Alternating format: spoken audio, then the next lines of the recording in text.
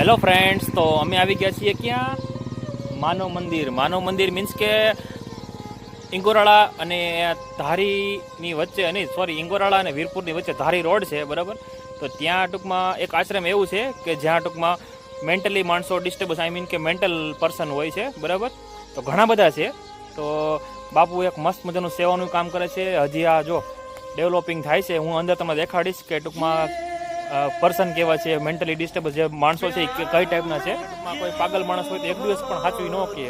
તો બાપુનું કામ બહુ જબરદસ્ત છે. હું તમને દેખાડીશ થોડી વારમાં, બરાબર. તમે બધા કન્ટિન્યુ કરો. બહુ સરસ મજાનો વિડીયો છે.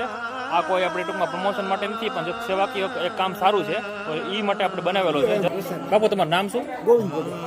કેટલા વર્ષથી તમે આ ટૂંકમાં કરો છો? 5મું વર્ષ છે ને? કેટલા જણા છે? અને કેટલા જણા છે?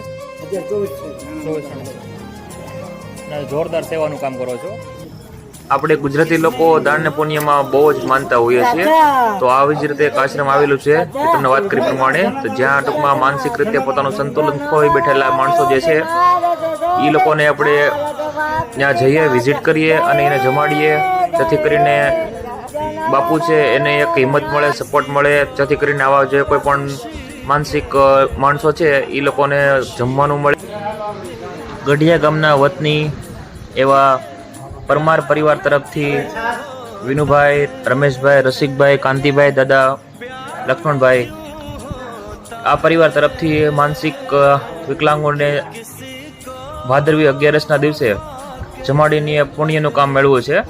તો આવી જ રીતે તમે ટૂંકમાં સપોર્ટ કરો આશ્રમને, તો જલ્દી બાપુને પણ હિંમત મળે.